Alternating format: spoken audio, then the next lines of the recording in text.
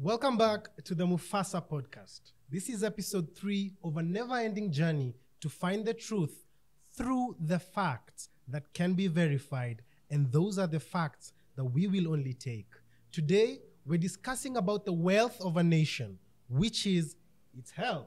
Alongside me, usual suspect number 1, Higgins.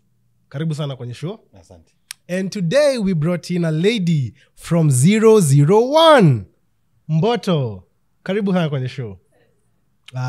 Without much further ado, today we'll be discussing SHA, SHIF, and we'll touch on NSSF. And the question as we discuss the health of the nation, which is its wealth, is why exactly did the NHIF have to go? And that's our opening question. And Higgins, I throw that to you. Why did NHIF have to go? I think NHIF was outdated, and it was created for a working class, probably. Recently, they tried to add a voluntary contribution. Now, the problem with insurance is you have to make it compulsory because it's a pool. You don't pay when you are sick, you'll collapse the fund. So if you let the sick just pay, you enroll, then pay, the funds will collapse. So it need a pool of a mix of at least 50-60% healthy individual paying, and the rest paying.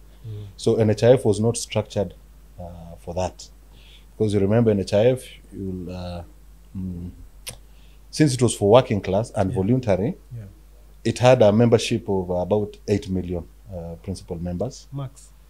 The one that it had, the maximum, the top of it. And in Kenya, we have roughly between 25 to 30 million adults. So meaning there was another like 16 million people who were not covered by NHIF. So I think NHIF did its bit. It was time to let go. So you're saying it was 8 million people carrying the burden for the rest? Not for the rest, for themselves. You know, it's an insurance. Oh. So those 8 million were the principal members, maybe with a few beneficiaries. I don't have the statistic or how many were paying, how many were not paying, but that is the case. So many adults were out of the system of healthcare. Mboto, coming to you, how does SHIF or SHA cover this? Hii dosari ambayo tunaona katika NHIF ambayo watu 8 ndo wanalipa. SHIF SHA ina cover aje hiyo dosari? Just to be more specific, na kuongezea hapo kwenye mkazo wa milioni 8. Milioni 8 in the recent report. We're talking about the report ya mwisho ambayo tulipatiwa na NHIF in 2023. But when it was actually built, yani ilitengenezewa 1966, ilitengenezewa wafanyikazi wa serikali. We're talking about the civil servants. That's what was meant for. Tukija sasa hii mwisho ya hii report ikatuambia actually hao wote ambao they were actually meant for them, and then we added watu wengine wapi ambao kama ilivyo Koligwango alivyosema. But when we are looking at the actual report, it is only 6.1 are the active contributors. Unaelewa? So you, what is that? That is a pin drop in the ocean of 50 million.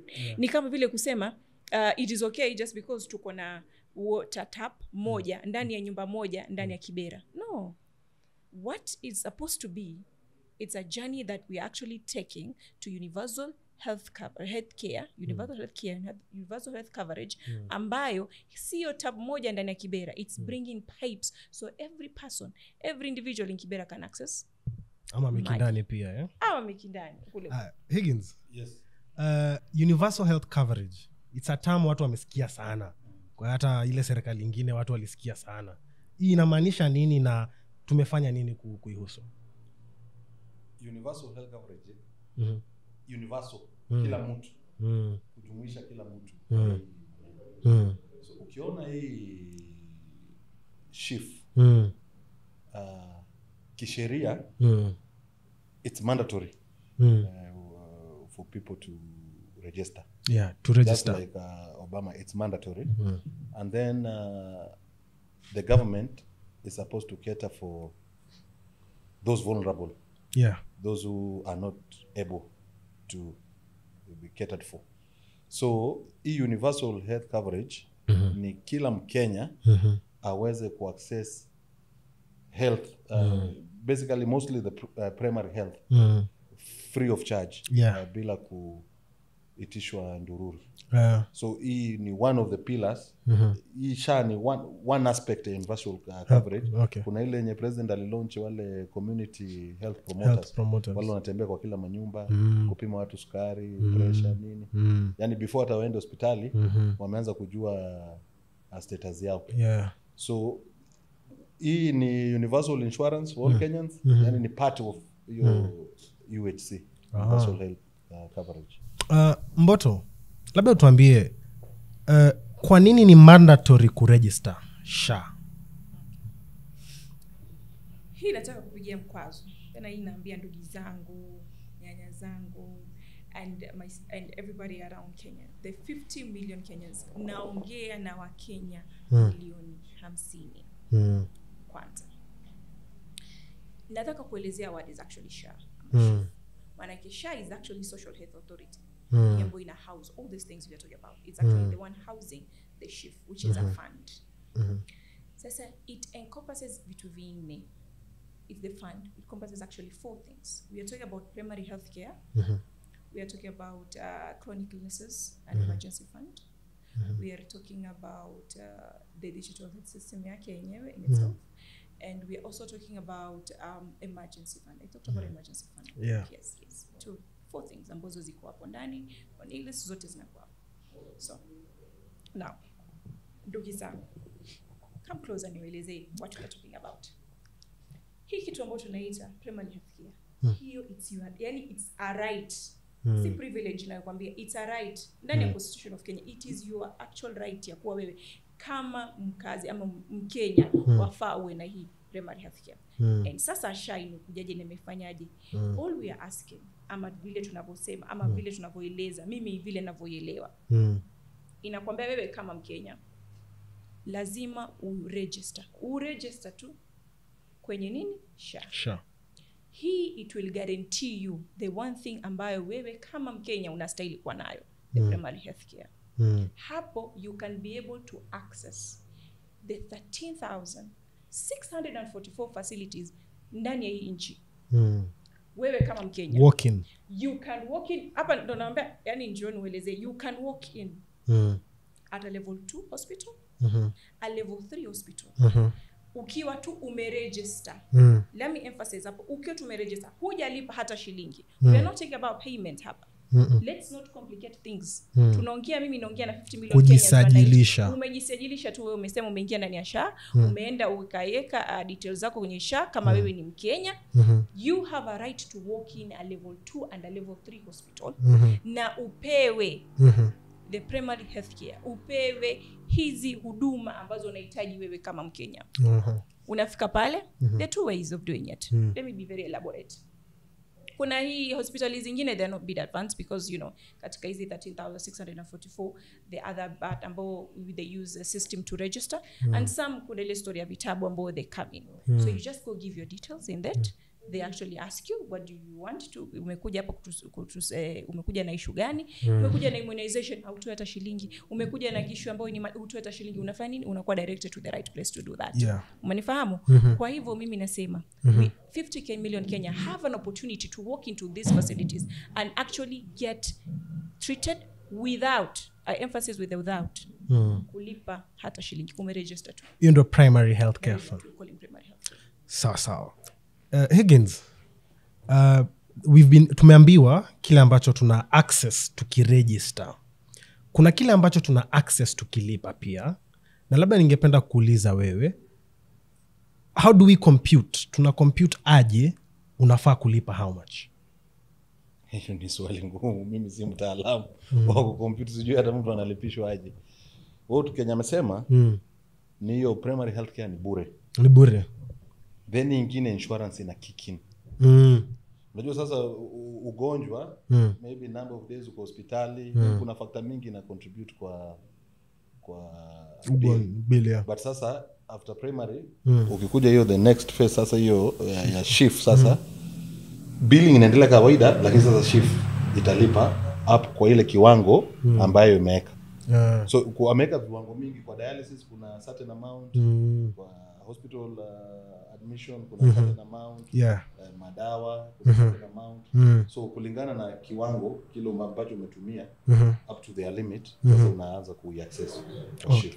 Labda Higgins, una SHIF imeregister watu wengi zaidi, SHA imeregister watu wengi zaidi sana kuliko NHIF, si ndio? Sasa labda tupe tu a range of the figure. SHA ina watu wangapi kufikia sasa na NHIF ilikuwa na watu wangapi maximum? Unajua unaniuliza kama mimi ni mtaalamu wa wizara, lakini niliona waziri akitangaza juzi tumefika I think 20 or 22 million members kwa SHA. But kwa NHIF ilimaxia at 8 point something million members. That was the highest kuwa nayo.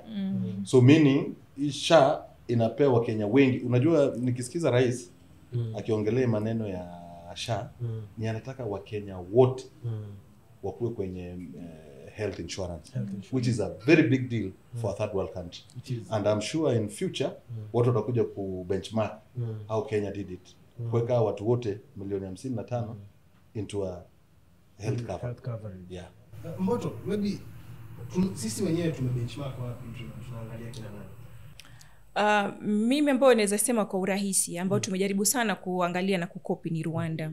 Kwa sababu gani? Let's be honest, Rwanda economically it was lower than us. Yani the economic GDP yao. But Rwanda, imagine it actually faced more hurdle than we actually face. Hii chaos ambao mimi mnasikia, mimi hata siiti chaos, I call this construction noise. We are constructing we are constructing a system. Hebu niambie, ukitaka kujenga gorofa watakuniambia utosikia hata kelele hata kutakuwa kuna misumari hiyo. That is what we are talking about. This thing you saying it's chaotic. It's not chaotic. For me it's saying it's called construction noise. We are constructing a system not just for us, for generations to come. Na Rwanda ile tuonesha imefanya hivyo. Ilikaa 2 years. Afadhali sisi in the span of 6 months we are able to register. In 6 months we had actually registered around 8 million people. In Rwanda it took 2 years. They only had registered 7% of the population. Ushaona? But sisi kuna vile we actually understood it na tumeielewa, ndo sasa Wakenya wanakuja na wanajaribu kuregister. Na wameona si ati ni vitu ambavyo mtu ameingia akaona ndo maana ana register in that month. So yes, let's listen to this construction, because by the end of the day it's going to be a very beautiful building. Yeah. With everything inside, with a good architecture. I think hizo challenges zile zinaitwa teething problem. That's how I was coming, yeah. Because kwa any policy shift, first of all, people resist change. And if they were beneficiary of something, they then resist further. You remember when Kibaki came to office in 2002, he said starting 2003, we will have free primary education. Yeah. And all of a sudden, students surged in classes. Up to 200 students. Teachers were not enough. School infrastructure were not enough. But if Kibaki had listened to naysayers, because there were complaints, and stopped the free primary, would have failed. True. Because you can work backwards. Yeah. Kibaki didn't wait. People take this thing as binary. So don't be railway instead of road fast. We can do both. Yeah. So what Kibaki did, he pressed on. And the problem with social insurance or social projects, people take it as communism. When the president say he want poor Kenyans to be covered, insurance cover, want to subsidize education, free day education, people don't see it as investment. But actually it's social investment. But when you invest in roads, people think that's development. But you see, when your parent takes you to school, he's investing in you. True. 10, 20 years without expecting a return. So these challenges should not dissuade reforms. So these are, you can be 2 months kuna hitch. Maybe you missed a dialysis. You missed this during that glitch. But have in mind, NHIF had only 8.6 million people, and say maybe 5 million paying, meaning only 5 million were benefiting from NHIF. So you can't compare the two. Already at NHIF level, over 20 million adults were missing out. They were doing harambe, selling cows, blah, blah, blah, to eradicate. So this pain, and you see, the teething problems that was there 2 months ago are not existing now. That's why you're seeing the noise is coming down. And in fact, the debate that I'm seeing online is, inpatient is fully working. We have a few challenges with outpatient. So we should seek to improve those challenges as we evolve, because nothing is perfect. Nothing is divine built to be perfect. So we learn, we adapt, we change. We learn. So we should not, wanasema, don't throw the baby with the bathwater. So if 1, 2 things are not working, we work on them. Fix them. So because I've seen a debate, people saying, oh, it has paid a bill for my name. Another person saying it has not paid for this and this. So it's good for that who has been paid for. But now the system or those administering SHA should be checking those who are saying it's not working, where the problem is, so that it can be addressed. So as Kenyans, we need to think long term, not just short term. And on that note, I invite all our lions in the comment section, put your SHA story in there. Let us know how SHA has served you. Now Mbote, back to you. Ulituambia tukiregister tunapata primary cover as our right. Yes. Okay. Talk to us about the other funds in the project. Okay. Sasa ndo hapa after primary fund, hapa ilio the primary healthcare ambao nimejaribu sana kuelezea. This is now, I think, the other complications and issues that are starting to arise. And I want to be very clear when we talk about zinaitwa levels of hospital. Levels. Yes. We have level 2, ambao hizo ndo tunazita the dispensary sort of level. Let's start with level 1. Level 1 ni our CHPs. They are actually a level on their own, the CHPs. And then level 2, we are looking at... CHPs ni community health promoters. Community health promoters, okay, yes. And then level 2, we are looking at sasa hizi dispensaries, zetu ambao tuko nazo za government. Level 3, we are looking, they are called primary hospitals. Level 4, they're called secondary hospitals. Level 5, tertiary, as you move. Mpaka level 6, they're tertiary hospitals. So now, kule kwetu kuna hospitali. It's one of the biggest hospitals. It's called you've heard about it. Madaraka. But then Makadara Hospital. It's one of the biggest hospitals. Makadara. Makadara Nairobi. Situna yetu. Mombasa County. 001. Thank you. 001. So it's one of the biggest referral hospitals. Na ukifika pale maradhi ambayo utakaona ni maradhi makubwa. You know what we're talking about. Now you don't expect pale kuna mtu ambaye ana immunization ama kuna mtu ambaye yataka kitu kama nini malaria. Those are small things. So now let's move mpaka mtu afike pale. You have an issue, umeenda pale and umekuwa served in a level 2 hospital and you're able to walk out. Now you have something imefika pale and they have seen this we cannot be able to do and hatuwezi kukutibu na hii maradhi ulionayo kwenye hii level yetu. Wacha tukupeleke na level nyingine ya 3. So now let's talk about that. Tumefika hapo, umekuwa registered, umeambiwa this now it's not covering kwenye primary healthcare. Si yale maradhi ya watoto wa chini ya miaka 5, you know, the ones that you don't pay anything. It's something that now you need more attention and you need now more sophisticated clinical officers and, you know, the nurses and the doctors. So with that, the social health insurance fund kicks in. Ni kuwa wewe kama Mkenya uhali gani, yani what is your level of income in that level, what can you be able to do? With that, can I people come in? Actually, I will explain the economy of scale in that hapo baadaye. But let me just explain hapo. Tuna kitu unafanya means testing. Hapo sasa Mkenya unaingia kwenye ile system, you actually now assess what you can be able to do. Now let's be very critical with these two things. 2 ways. Kuna formal, ule mtu ambaye ameajiriwa. Is an employee, yani umeajiriwa. Yes, anapata mshahara by the end of the day.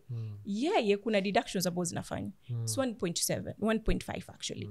Inakuja 2 point inakuja 2.7 wakati kuwa employee yake yule ambaye mamwajiri anaongeza 1.25 kwenye ile yake yakishatoa ile 1.5 unaelewa so that's already imekota kwenye nini mshahara wake we are not talking about amekuja na pesa na that is how the registration is actually working for people who are in the formal sector let's talk about people who are in formal sector which is something ambayo NHIF did not have let's be very yes waliongezea tu juzi these are the people that are self-employed we are talking about kina mama mbogas we are talking about boda wale watu wetu ambao ni vijana wa mkono wenye kufanya kazi kwenye hizi affordable housing hao watu wote now hao wanafanya means testing wanaonekana ni ngapi wanaweza kulipa kulingana na ile kibaji chao the amount of money they actually wanaweza kulipa with that then he can tell you you're supposed to be paying either 500 pound or 300 or 1000 whatever the amount is there kumbuka hapo pia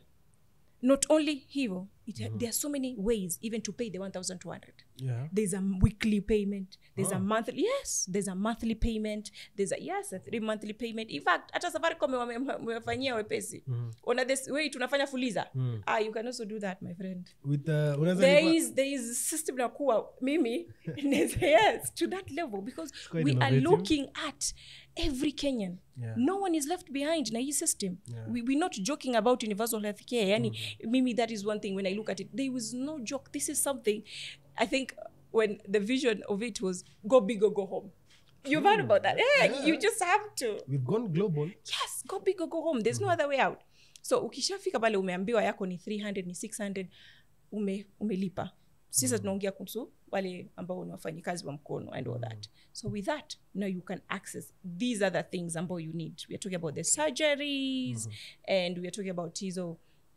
illnesses zingine ambao hazikuweza kutibika kwenye primary healthcare do you see now kuna hii kitu inaitwa pre-authorization naona pia inasumbua sana nimeisikia sana kwenye hii system ya pre-authorization so this is where I come in tumetoka primary healthcare umesikia nikisema kuhusu chochote kuhusu pre-authorization hakuna there isn't pre-authorization yenyewe ni nini hiyo pre-authorization is when now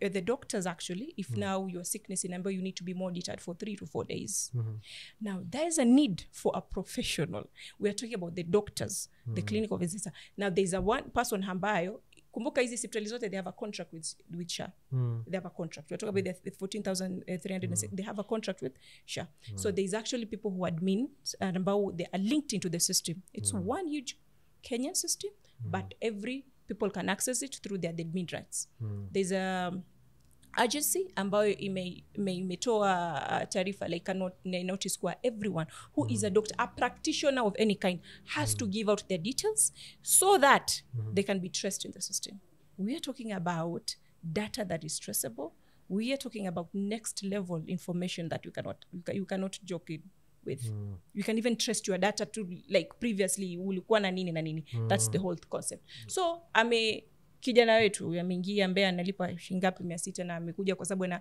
ana jambo lake tuseme na maradhi gani ana chembe cha moyo sile kulitiza it's a very huge no it's a sickness actually it's more related to acidity and also the kind of things so you had to go, no it's really hard but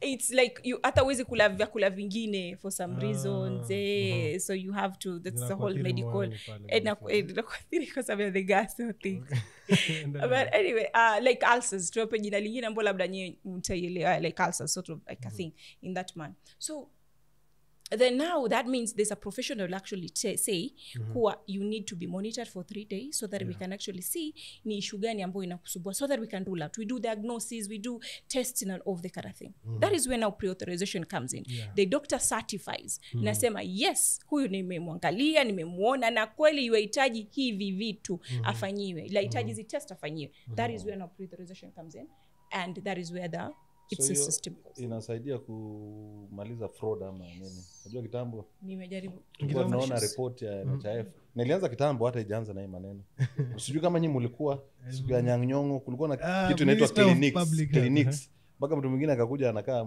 ni Mkenya lakini ameweka dot hivi na amevaa kilemba kama mkalasinga wakijaribu kuexpress because walikuwa wanasema unapata kwa records wewe Denzel unaandikiwa ulizaa through a CS you are a man there's no verification unapata mtu alifanyiwa over 200 surgeries na span ya 2 months, so same nini.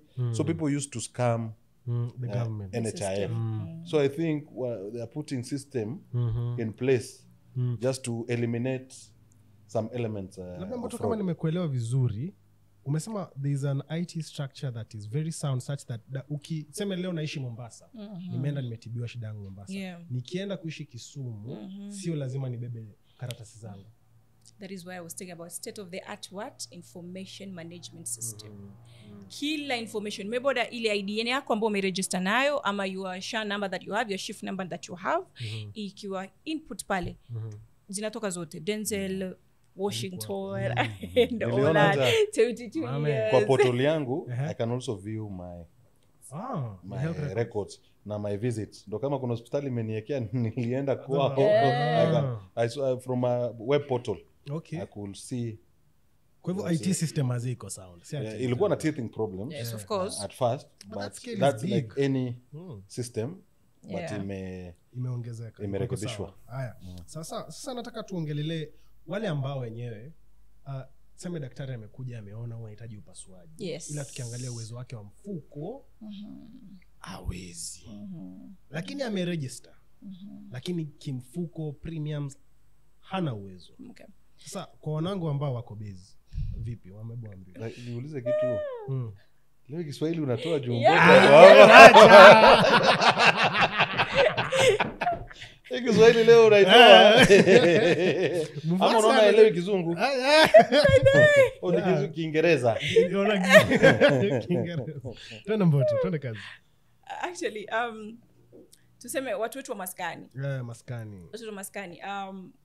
Hizo ni vitu vyote ambavyo vya actually viliangaliwa kwa kina. We talking about there's people who are not in a position, yani hawana uwezo wa kuweza kulipa. They have to actually register under the Social Protection Act. Wale we are calling them the vulnerable people in a community, ambao hawana uwezo fulani ambao waweza kujikimu kimaisha. We're talking about orphans, we're talking about nyanya zetu ambao umefika umri ambao hawawezi tena kufanya kazi. We talking about watu kama hao. Sasa the Social Actually Protection Act, they have a whole database on these people. A whole database on hawa watu ambao hali yao ni ngumu kimaisha. Na that is where sasa when you actually register, when you come to register with SHA, if you are in that database, you are in that database is the Social Protection Act. We call tunaita watu ambao kwenye whitelist. Yes. Yani watu ambao kwenye whitelist. These are called whitelist, yes. And then hawa watu kwenye whitelist, they don't actually pay. The ministry has a budget for them. Manake hiyo ni kazi nini? Any ministry gani? Inaitwa the Social Protection. Ministry of Labor and yes. And Social Protection. Ni kazi yake. There's a whole ministry ambayo kazi yake ni kuangalia nini? Ama wewe wajua kwa kuna watu wanalipa pesa za uzeeni shilingi ngapi, unajua watu wanalipa. Hiyo ni budget ambayo iko ndani ya. Sasa hawa watu si pia wanahitaji matibabu, because let's face it, hao ndio watu wenye chronic illness na all these diabetic things, so they are being factored in that sector. Then I think the government should do more to explain these things to so many people, because I know in Kenya we have those safety nets. Ile wazee, kuna fund ya orphans, vulnerable. They are about 1.2 million. 1.2 million. So how 1.2 million are automatically whitelisted? Yes. So, okay. I cannot verify that. Maybe wale kwa comment wenye wamefanyiwa hivyo, but the Ministry of Labor and Social Protection should also inform Kenyans. Yes. Those who think, because I remember during campaigns, the president said that everybody should pay, and those who are not able to pay, the government of Kenya will pay for them. So that part of the government of Kenya will pay for those who are unable, should be able to come out clearly on how the government of Kenya will sort that out. Okay. Because I understand there are some aspects that the government pays for everyone. The one for emergency, emergency care, chronic illness, and that primary health fund. So there are some funds that are funded from Exchequer, and I think I had the PS Treasury. He was in an interview where he was breaking down the amounts that was going to each sector. And you remember that finance bill? The Ile yenye rejected one. ile iliangushwa. The rejected one. Yeah. The reason we had some teething problems also with SHA is because some component of the fund is exchequer. Yes. It's not the one you're paying, that primary healthcare fund and those emergency Health and hospital infrastructure fund. So they had been factored in that budget, Yeah. but they had to be knocked off because there was limited resources there. Mboto, tukienda kwa next question, labda ugusie tu kwa kidogo tu health infrastructure fund, manake wataiona ni nini hiyo? So basically we were the social health chief social health insurance fund. The whole concept is being able to, in 2 years, in 3 years, we are actually they will be able to build hospitals, build dispensary, add value of human resource and all these other components that is needed to make sure there is efficiency and effectiveness of streamlining the UHC. All these are part of the journey of the universal healthcare ambayo the manifesto has talked about, I believe, and I believe the president has been going around and been saying the journey to the UHC. That is exactly what of the component. A percentage is going to be put into to cater for the infrastructures ambazo ziko pale. Higgins. Maybe. Okay, tuendelee. Kuna hili donga sugu. Amake, it's not a myth. It's not a myth. It's actually real. But then it splashed headlines for a couple of weeks, and they were, rolling of eyes. Demystify. Like, yeah, I know that. It's the 104 billion. Talk to it. 104 billion. It's a whole holistic budget of implementing the universal healthcare. We are talking about all the blocks that have to be put in place for mimi, wewe, na ndugu yako na nyanyako tuweze kufanya nini? Kupata the most efficient primary and all tuseme healthcare system yako. Either you are the highest executive, yani wewe kazi yako you earn over $1 million or wewe huna hata shilingi ndani ya mfuko. You can still get to access this. So now this holistic budget encompasses a lot of things. It encompasses monitoring of the drugs and those are needed in these facilities. It encompasses this actual system and the transparency that it has. The transparency that it has that can be able to track all the amounts, the claims. Claims ambayo tunasema, the portal you can actually get to view kwa sema kwa ule hospitali gani and this was our amounts. The claims that people are claiming. It can be able to do the teachings and trainings for all our NATO HSPs, and it can also be able to, it finances, it encompasses all these things in a period of 2 to 3 years? 10 years. Okay. 10 years. 10 years. So we are paying for something that is not just Leo, it's a big vision. Okay. It's a big vision that this is where I think I want to explain the economy of scale that needs to come in. Totally. It's a big vision in a manner that you know what a piggy bank is. Yeah. Like it's a pool or a collection of things mnaeka. You put money into it. So basically this fund is a pool and a collection of funds coming in together. We mwenye shilingi 10. Kwanza tuanze niwe nikupe example moja. Tulipokuwa SHIF haifanyi vizuri by then au NHIF. Let's speak of NHIF. One of the biggest things tulikuwa tunaweka kwenye ni harambee za nini? Za michango ya hospitali ya nini and all that kind of thing. Sasa wakati hiyo harambee za hospitali and all this, we are looking to save for 2 million shillings. Lakini we bring a lot of people kwenye ile harambee. So unaleta watu wote mwenye shilingi 10, mwenye shilingi 30, mwenye milioni 1. Kumbuka tutafuta ngapi? Milioni 2. Tutafuta milioni 2. Lakini mwenye milioni 2 na mwenye milioni 1, mwenye sote tumekuja kwenye harambee. We pulled together those resources, and that is what is called the economy of scale. We can be able to factor in hii pesa yako kubwa, hii pesa yako ndogo in order to service a lot of people. In order to service the 50 million Kenyans that are there. China did it very well. It was painful. Hakuna pahali ambapo ati ilifanyika watu walifunga macho ikaamka asubuhi kila moja yuasikia raha. No, it is painful, and that's a fact. Reforms are actually a pinch. But they have tangible results by the end of the day. The pool is collected so that we can service, and hata ukasema mimi sikui mgonjwa, sawa wewe huyu mgonjwa, kuna mtoto wa jirani ya mgonjwa. And that is the whole concept of Harambee as a nation. Pulling together. Yes, pulling together. Higgins, labda utueleze, one of the principles insurance inakuanga utmost good faith. kunakuwa na shida ya fraud pale NHIF. Maybe what are the safeguards zimewekwa hapa SHIF ama zina exist ili part of the fraud you are seeing tusione tena? Fraud haikuwa kwa NHIF peke yake. Mpaka raia walikuwa wanafanya fraud. Na kuna so many hata labda hapa kwa our crew wenye wako involved. NHIF ilikuwa na waiting period ya 3 months. Okay?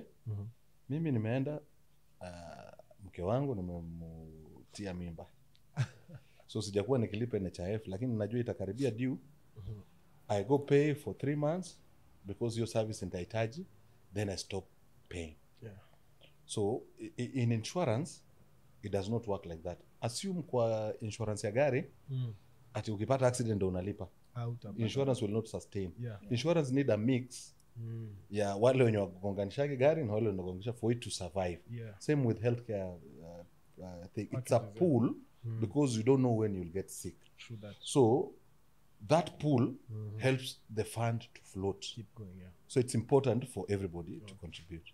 But now fraud at NHIF level, it was being, you see, NHIF, you could not see fraud from NHIF direct. You need actors in hospitals. So you find there are some hospitals even now which are not existing because NHIF went. If they're in genuine business, they could still be moving on. But some thrive on just writing claim. I know a doctor friend who was contracted with a certain hospital, I wouldn't mention. His work was to fill claim forms at NHIF. And it played a lot during that saga, during Anyamnyongo Tena, because it was a committee investigating how our clinics, some hospitals open, I don't know, 2-3 years, Close. They were receiving a very big amount. And I've seen media houses, they've run some stories on NHIF and fraud. They went to some hospital here in Kiambu where a man was claimed to have given birth. So hospitals were colluding with NHIF officials to do fraud. Now with this system, as my sister said here, for this, a medical officer must certify that this patient needs 1, 2, 3 things. And this thing now is in record. Your medical history is in record. So another person cannot come and claim, another doctor, maybe you have cancer stage 1. Then a week's time, another one is treating you for stage 4, which is not medically possible to move with that thing. So the record itself, the digitization of the records itself help curbs fraud. The claims, how you claim the claims, I think there must be system now to safeguard how claims are paid. You must meet certain criteria or condition for you to be paid. So I think technology alone eliminates almost half the fraud. And then we urge Kenyans and those are medical practitioners to be fair, not to lodge fake claims, and just be good people. So it's not about the system. Those people taking bribes, they're not bribing themselves. It's us bribing them. So we should be conscious also of ourselves to make sure the system works. Mboto, coming to you, there's some problems which are very unique, okay? And I want us to speak with empathy, okay?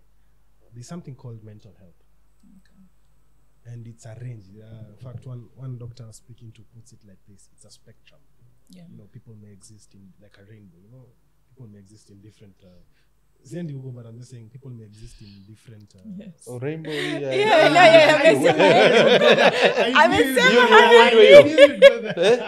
Mimi nimemstahi amesema hindi huko nimemstahi you know, red, orange, you know, it's a spectrum. People have different problems. And so my question is, how does SHA or SHIF cover this?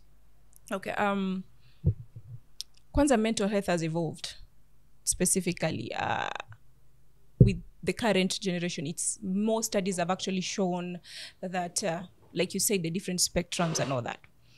Initially in NHIF, the only thing I used to acknowledge ni naita hospitali ya machizi, quotes and quotes. So Okay. ita cheese. Unajua kitambo tulikuwa tunatuma wazimu. Ah, Tulikuwa tunaita hata mental health. Sisi tulikuwa Squeezy. tunaita Elon Musk cheese. anaitanga hivi. Yeah. Negative chemical state. Negative You know, chemical state. hiyo mental health si tulikuwa nasema kila mtu ni wazimu, alafu pia ukiambiwa utapelekwa Madhare ni kama umetukanwa. Yani it was like an insult. Lakini si ati pia haikuwa kitambo. Unaona sisi tulikuwa naita ni wazimu. Unajua kuna rafiki yangu nilikuwa namwambia si tukio campus ile pombe hatari ilikuwa Viceroy. Lakini ananiambia Hennessy zilikuwa, Martell zilikuwa, ni sisi tu iko kwa richi yetu. So hizi challenges zimekuwa. Hata kitambo HIV before it was discovered, watu walikuwa wanasema ni kurogwa. Unakufa nini? So I think mapepa I think ni awareness imekuwa mingi. Yes. awareness Now, imepanda. yes. Yeah. And part of tunaongea kuhusu infrastructure. Yes, that is where I was coming So in. lakini sijui kama Yes. Shai No, yeah, that is where I was coming in. I'm not sure. Kwanza, we need to Let actually me go to put us first initial step in the door. Yeah. The first initial step we have actually acknowledged there's a need mental health awareness. And na kama vile tulivyosema, speaking of Mombasa, the one thing that we acknowledged was drug abuse was menace like a whole crazy. So there was a need for us to kutafuta nini rehabilitation centers. As a country, as Mombasa, there was a need for that. So we set up more rehabilitation centers in Ushana that we had to, because it was the rampart thing that was happening because of that. So now the first thing we actually share that had to do with this fund is to be able to build infrastructures for mental health. So that now we can be able to execute tuweze kufanya nini, kuweka patients in their level of spectrum. Manake mtu ambaye ana schizophrenia na mtu ambaye ana depression, watu wawili tofauti sana. Yeah. Schizophrenia utampeleka kwa machizi, no face of the word, I wish I had a better word. Yes, the mental but sisi si interested in machizi, but then yes, the mental health institutions unaweza mpeleka huko. But then depression is a whole other sector. It's a whole other sector that maybe just needs a lot of counseling, and the environment might be actually very different from environment ya level 4 or environment 3 ama dispensary. Weza pale uingie hajui hata atakupatia nini, atakwambia wewe kanywa maji ulale. Waelewa? Even the the people that actually are trained. No, saizi the awareness is way too much. We have now clinicians who are now trained in mental health issues to address it. Madhara isitosha kila mtu. Exactly. Madhara isitosha kila mtu. Na pia number 2, as you were saying, depression probably requires more counseling. Are we investing in the counselors? Are we investing in these facilities? Yes. Are we investing in the medicines? Yes, exactly. That's why I say the first step initially in the door. And it is actually a part of the strategy. If SHIF it's doing very well, we are all contributing very well, it will actually fund the infrastructure to put up infrastructure that we can say this is Mtomondoni Mental Hospital with mental issues, ambayo sio machizi too, but actually has therapists. The people go through therapy. People acknowledge the importance of therapy. And okay, also let's be honest, we are moving from that culture of Africanism. Ambayo, please, generation, the millenniums and the Gen Z, that we acknowledge kuna vitu kumeitwa kama therapy. There is need for therapy. Sisi utambiwa nenda kasomea una pepo. Waelewa? Wanajua ile ndoa wanaendanga ama yuko wangi therapy ile couples kabla waone. It's called counseling, private counseling. Hiyo hata inaweza fanya kwenye misikiti na mananio yote na wa madhehebu. The madhehebu ya inanio. But sasa hii tunasema ni disease na lakini tangu ianze kufanywa ndio divorce inakuwa mingi. Because by the way, given that wewe umeishi miaka mingi kutuliko, na bado una kapo au una afya nini, labda ini wenzetu pale kwenye hood labda ametulia nini watu watch, ungeambia mtu aje akae fit. Yani unajua kuna wimbo siku moja ilikuwa inaimbiwa watu ambao wamepata maradhi ya ukimwi, nikamwambia meza dawa, piga tizi, utaishi fit. Labda sasa kwa wale ambao hatutaki kuwaita machizi, unge advise aje, what's the preventative? Maana yake hivyo ndo tuko siku hizi, preventative. Unajua maradhi ujui, kuna ingine ni genetics tu, ulizaliwa nayo kama sukari nini. So si yote ya kujiletea. Then kuna lifestyle diseases. Sisi when we used to grow up, chakula junk ilikuwa expensive. Yani ukikula burger ama nini ama hizo chicken nini, wewe ndio tajiri. Sahi nini imereverse, kupata samaki hapa ama mboga ya kienyeji imekuwa expensive. Because sasa watu wameanza kuwa conscious na maisha yao. So watu wakule vizuri, number 1. Number 2, please enroll to SHA and make payment for you to sustain. Usi-enroll pia na unifanya means testing kama unajiweza kidogo lipa, because it's that pool ndio inasaidia. Lakini ukikuwa wewe unalipa siku yenye uko mgonjwa unaacha, eventually the pool will collapse. Because the principle of insurance ni hiyo tu kupool together, whether unakuwa mgonjwa ama ukui. And hii SHA, ukisikiza rais akisema, tumeongelea maneno ya social protection. Mainly ukiniuliza hii SHA ni ya wale watu maskini. Because kitambo mtu maskini angeenda hospitali when imekuwa mbaya. Because hiyo tu yakosa pesa. Angependa kuenda lakini hakuwa na hiyo fedha ya kumpeleka huko. Sasa umeona watu wengi wenye wana complain ni wale wenye wanakatwa kwa mishahara, which naelewa. But we need to build an equitable society. Those who have wasaidie kusubsidize hao wenye wana. Because wale wenye wanalipwa na serikali ni ushuru na jasho ya watu wengine pia. Wale watu wengi hata wale wamesoma. So unakumbuka kitambo ulikuwa unaenda university, ulikuwa unasikia watu wanasema wako wanalipa hata pesa mingi na bado serikali ilikuwa inawapea kitu. It's Kenyan people who paid for the education. So it's time they also give back. It's not a bad thing. Higgins, nikuulize, as you saying equitable, equitable. Na tumechunga ule mtu wa pale chini ambaye angependa kwenda hospitali mapema ila previously hangeweza. Na usicheke hii swali, lakini tumeanza kushinda waganga.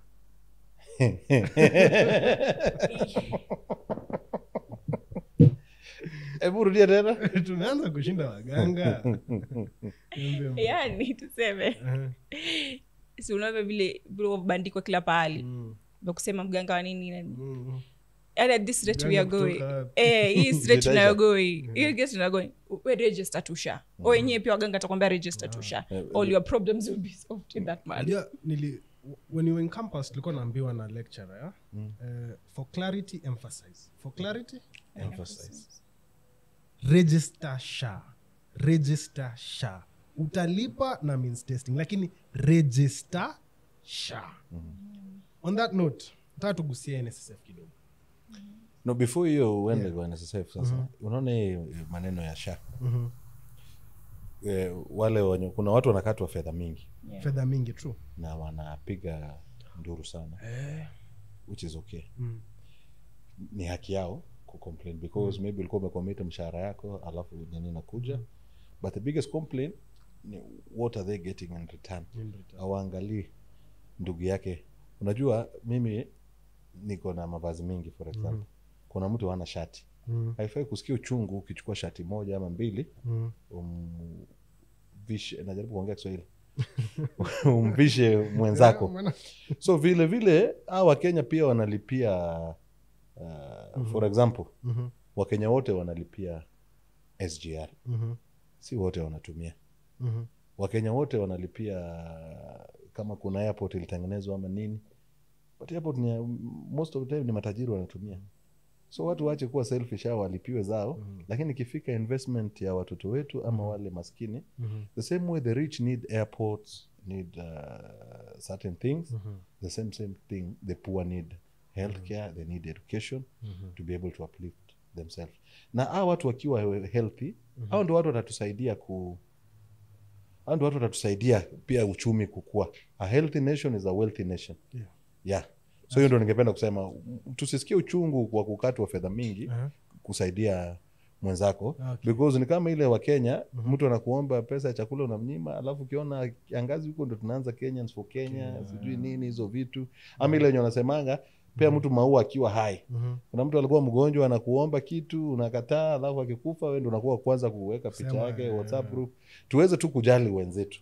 Ni sawa uchungu kidogo, lakini to uplift the others. Labda utuambie, speaking on wale ambao hataki kulipa, mbona isiwe voluntary?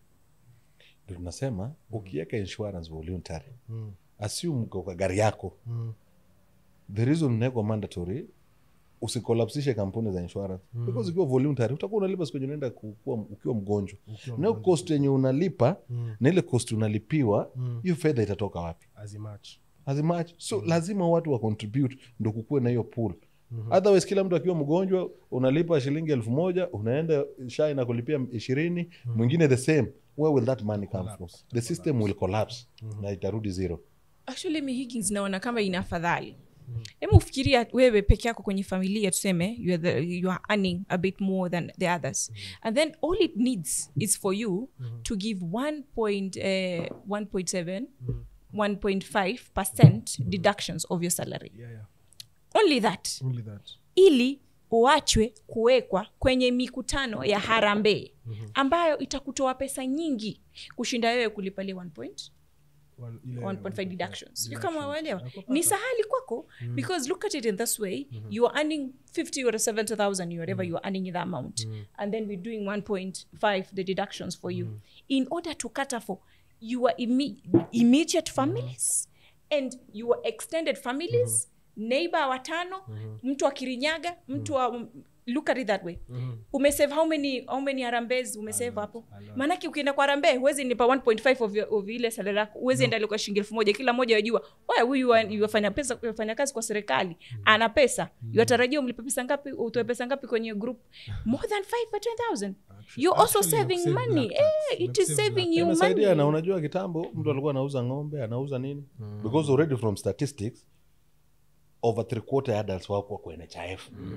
so that's not even a debate so unajua wanasema NHIF ilikuwa it was working for the 5 million paying the rest were not in it walikuwa wanauza ng'ombe ndo wa survive nakumbuka when cancer cases started being rampant in Kenya people lost their basic access unapata mtu familia ni ng'ombe most people are sickness away from poverty. One sickness. So tunajaribu ona vile hii vitu itasaidia ndo Wakenya wengi waelewe. Unajua pia wanasiasa wanaweza trivialize lakini ukiangalia sasa wanasiasa wengi wameacha maneno ya SHA wanaona iwajengi kisiasa iwajengi kisiasa because it's no longer imeanza. I think hata mimi nilikuwa na mgonjwa sometimes I think before December I think November in hospital so alikuwa analipi wangu na NHIF but hiyo time hospitali haikuweza kumlipia vile haikuweza kumlipia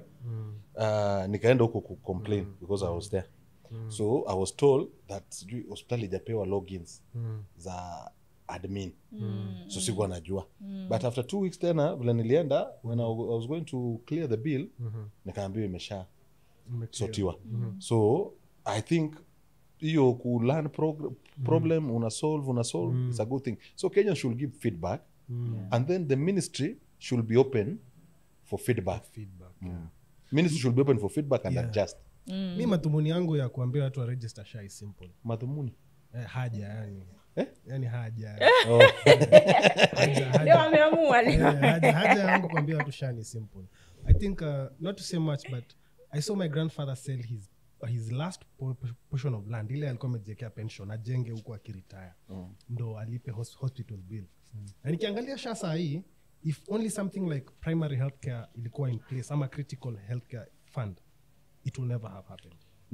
I think the ministry need to do a lot of civic education kuelezea watu you see some people understand kitambo kama naishi hapa karibu na Kenyatta Hospital nikiumwa na kichwa naingia Kenyatta. Nikiwa na homa kukohoa kidogo naingia Kenyatta.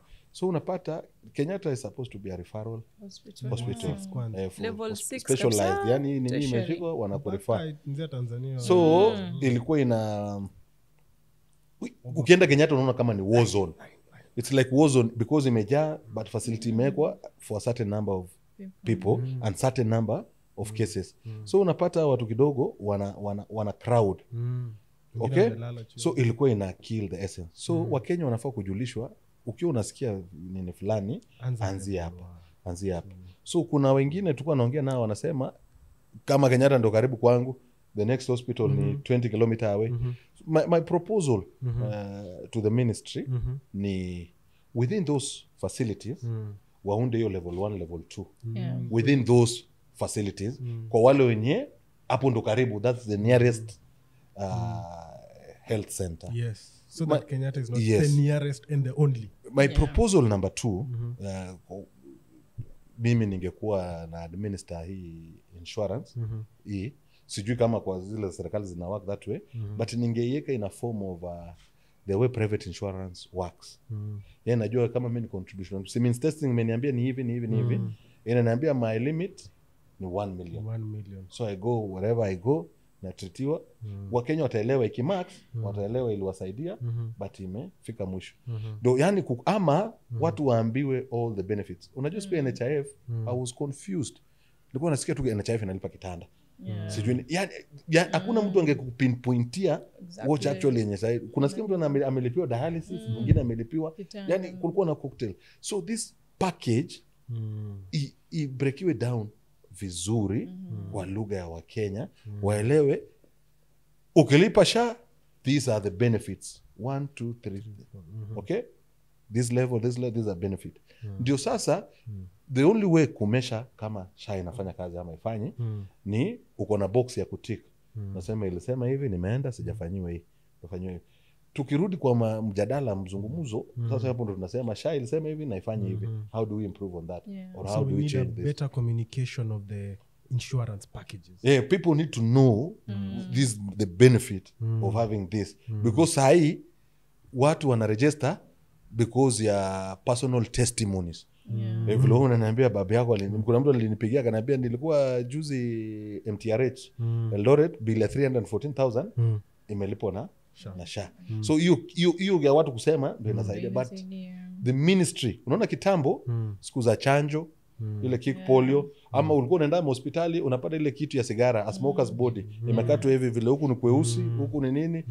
Kulikuwa na tusamfani fani tu poster, hata ukimwi kulikuwa na samfani fani tu poster, but simple to understand. I think most we should go back to that so that people was misinformed. Yeah, that's true. I think that's all I can say. Okay. Mboto, any last remarks on SHA? Kwanza nataka tuipe jina ambalo linastahili kupewa. Hebu wape jina. Inaitwa Taifa Care. Taifa Care. Tuambie. Taifa Care. We are caring. Hili itakuwa inakata for every Kenyan. Unaelewa? SHA is the authority and it's housing all this thing. SHIF is the fund ambayo inatoa so that tupate ku streamline.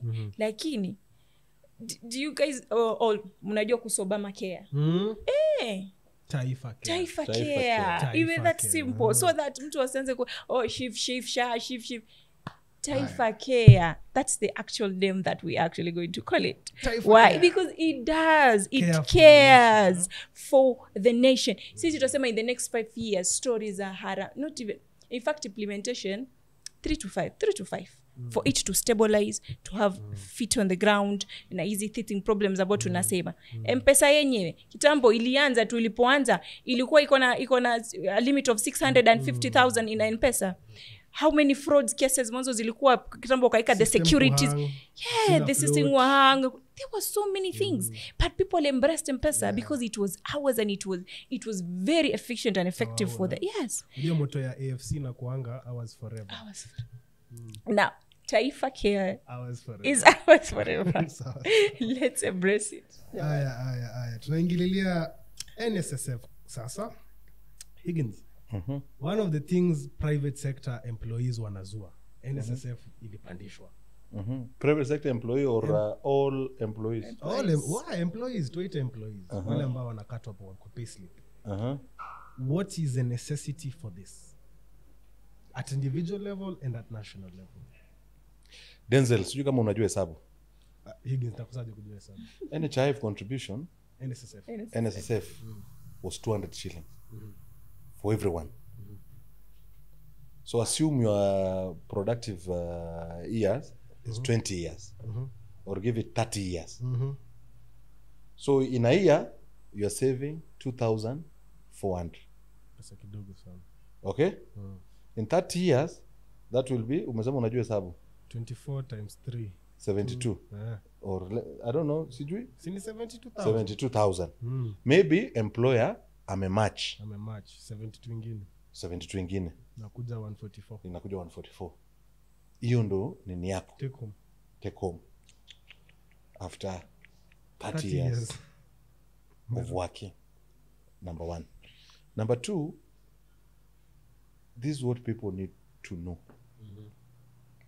For a country or for an individual to be wealthy, you need money. Kweli. Okay? That money comes in different forms. Unaweza kuwa uko na plan yako ya pension, huko US wanaita 401k. Unaweza kuwa na savings zako. Ama unaweza kuwa uliinherit mali ama mko na natural resources. Kenya, we are not lucky. Hatuna hizo vitu mingi. So for us to even say we are becoming wealthy, we have to be able to mobilize internal resources being savings. Kama ulisikiza hii vita US na China, kuna comment vice president wa US alisema, yeah, we are borrowing from Chinese peasants. So kama uliona hiyo kitu, na ili raise a lot of eyebrows. Yani it's Chinese savings. Unaona hii mainchi inaweza tupea loan nini? It's their savings. NSSF zao ndo zinatupea so loan. Hadi hizi marilo tunajenga ni NSSF zao, ni their savings. Plan zao ndo wanatupea hizo nini. So hii 6% yenye imeongezwa si ushuru, pesa yako. Ni pesa yako. In fact, government ingetaka vizuri, ingesema 6% ni mandatory, but you can contribute as much as you want. Mimi ningeambia employer wangu weke 50% because wananimachia na another 50%. Ndio ujanja Kenya unatuma wana match. No, right now kuna yani it's a match, employer na match. So nikiseme na earn 20k ni save 10k, employer anakelea 10k. Yes. Hiyo ni pesa ya bure. Okay, nakaa pesa. Si pesa ya bure, you know, pia na benefits. He making profit from you. You know the problem with being poor as in Kenya, we have land, okay, and we have labor. So the wealthy have capital. Capital is not local. Yeah, it can move anywhere. So because we have land and we have labor, so for us to be wealthy, it will take time. You have to till your land until you get wealthy, or sell your labor until you get wealthy. And that takes time. So this 6%, it's your money. At the end of the day, you'll get your money. Right now, NHIF added 200 billion, NSSF added 200 billion just by this move. Right now they have 500 billion in saving as a match this year. So from their projection, they will have 600 billion Next year. By end of the year. And by 2027, they'll be at 1 trillion mark. Okay? So the beauty of this NSSF fund is we are borrowing a lot of money. And when we borrow, we pay interest. Yes. So if these pension funds, these long-term savings, reach, say, 10% of the GDP. Our GDP was classified as 131 billion USD. So say 13 billion USD. That's almost 1.7 trillion shilling. It's far much more than we borrow annually. Amount, Okay? Yeah. And we can give ourselves Yes. terms. So for example, this highway to Nakuru, Mau Summit, it's PPP. Yeah. One of the shareholder, it's NSSF, and the Uganda USSF for Uganda. They are shareholder for that. So imagine we have a pool of 2 trillion shilling from these pension funds. So how pension funds work is you, the new members, finance the exiting members, their pension. So there's a continuity. But also they invest like 75% of NHIF saving is in government, NSSF is in government securities, the bond, the T-bills, blah, blah. So they earn something for the pensioners. Yeah, but Okay. with 1 trillion, you can do much, much more. Now, assume the government only borrows from NSSF domestically. What does that mean? It get a means better- the banks will now lend the private sector. Exactly. But you see, there was a time our interest was at 18% domestic borrowing. So as a bank, which business will you do? You get 18% minus all the expenses. 'Cause that means So for as a every bank, 100 you'll see shillings, even when we are on the red, the banks are making profits More profit, yeah. yeah. by just lending Money. government. So they become lazy. And government needs to They can't borrow. lend private sector because it's more riskier than Yeah. government. It's the risk Yes, element. the It's not that the risk bank don't element. want to lend, but it's the risk Element. element Yeah. of it. So if these savings can lend the government, it will force Them to the private sector to look for credit-worthy individual in the private sector to lend, and that will lead to economic growth. Also, if we do much projects like transmission lines using this fund, our roads, our rail, that's now when the nation becomes wealthy. Because you know those activities, economic activities, Yes. create employment, create infrastructure to open up the republic without the heavy borrowing. Best at much practices cost. across the globe. I think Estonia, Sweden, Singapore, they use their pension funds to fund Yeah, their to the infrastructure fund the projects, infrastructure. long-term infrastructure projects. Higgins, what we're dreaming about is a Kenya where one day, let's say, like an expressway is funded Purely But yeah, by by NSSF. savings. Yes. From our savings. Wow, that's an ambition, and I think with the rates No, we will get that. Let me tell you, as I've said, William Ruto, the president of the republic, is a politician. He is. He can choose to be populist, borrows recklessly, do subsidy, punguza bei ya hii, but it will be very responsible of him. Yeah. Anataka kupigiwa makofi throughout. Yeah. Wanasiasa, but as a leader, there are some decision you must make. And people will not remember you now. You see Kibaki, despite all the thing he did, people were chasing him away in 2007. Yes. Okay? But now, he's being touted as the best Economist, president we've ever had. So sometimes, because we are bearing the pain now, we don't want it. But as a leader, you have to make those decisions. So assuming Higgins, Sai, let's take for example, I earn 10,000. Okay. I decide 6% of 10,000 is around 600. Yeah. So I decide I'm gonna save 6,000. I'm gonna live on 4,000. Affordable housing niliona kuna hata za 3,800 per month. So I decide I'm gonna save 6,000. That means my employer has to match 6,000, right? No. You see, the mandatory one is 6%. So he has only matched 600. 600. So, but that's why I said if government could incentivize people. Now the government, if you want to save more, government matches yours. Okay. Government. Because it will be very heavy for the employers. Oh, Yes. okay. So now I save 6,000 every month, and assume 1 year is all I have to work. Okay. So I save it for 12 months. That comes to 72,000. 72,000. Yeah. I've been saving 6,000. 22,000 times 2. Assume that you are 6%. Compound That's my interest. 6%. So fine. So that And plus, last time NHIF gave people 11%, NSSF 11%. The last financial year, that's interesting. 11% interest. Yeah. Okay. And it's bigger than most unit trust and most money market Because funds. money markets do Yeah. around ikienda juu sana 30. Yes. Ukienda chini sana 8. Yeah. Yes. So now my question is, when I'm going home, do I get the money in part? Do I get the money as a whole? Ama there's a process of requisition? You choose. You choose if you want Annually. lump sum or a pension. And every month you receive Present something. You choose. But I've seen they've reduced the processing time to 2 weeks, maximum 2 weeks from the point of lodging. So ukifika mid-month una lodge. No, not every month. No, ukiopt yani ile payment tuseme umeretire. Mbota come and say, I'm sorry. Okay, sorry. Not at mid-month una lodge every time. Actually, just to clear that out. Ni ile umesha retire.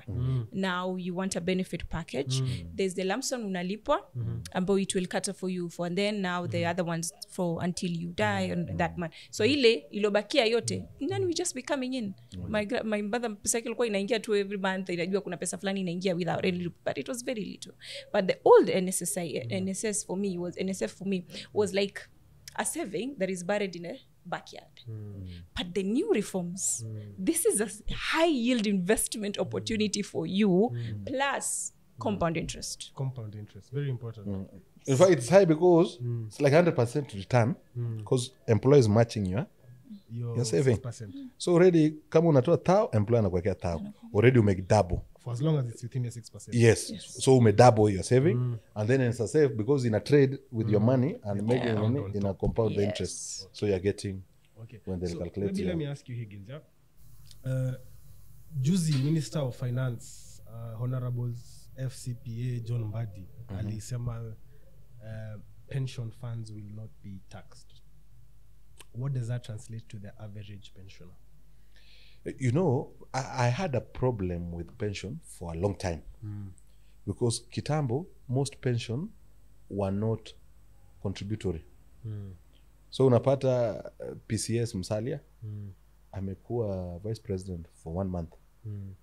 Or was it 2? Anapata pension ya vice president for life. Yet our watu wengine, it has to be computed with your contribution. So as Kenyan, when we debate pension, because also is a very big charge on the consolidated account, we need to relook also our pension so that it becomes contributory. At even this big office, they're earning a lot of money. They can be able to take care of themselves. So this big office, unaonanga, unasikia Uhuru hajanunuliwa gari, Uhuru sijui nyumba hajalipwa, Kalonzo gari nini hajaekwa nini, ofisi hajalipwa. Those are very senior people. Serious investments, they can be so let it be contributory for everybody. Yeah, the question I'm asking now hiyo ya nyomauliza simple. Yani your take home becomes more. Kama lamsam yako ilikuwa 100,000 na inataxiwa 10%, unachukua 90, unachukua more. So kuna more disposable income kutumia. So either you invest or you... So that's putting more money in the pocket of pensioners. Yes, exactly. Now, let's talk about pension reform because that's where you are. Local savings have increased. How do we take them the next level? Because if you're angling for 1 trillion in 5 years, it means and the next set of 5 years, we can do more. Yes, of course, Kenya, we are about to earn something called demographic dividend. Where we have, I think we are reaching there. We have more adults than kids. And for adults to live, they have to survive. Yeah. And for them to survive, they have to work. So we are having a pool of workers coming in.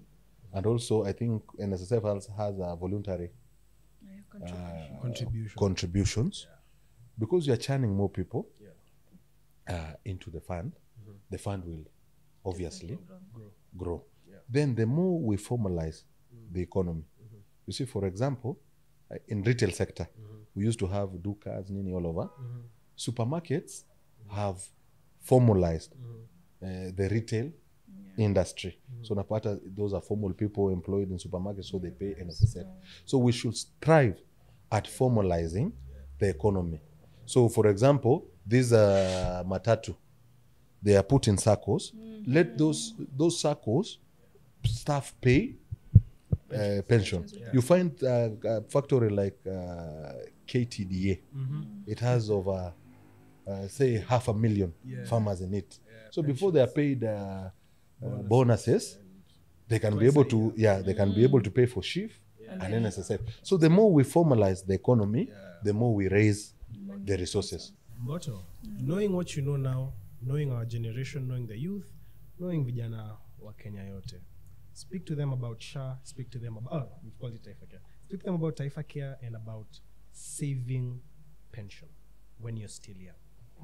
There goes your camera.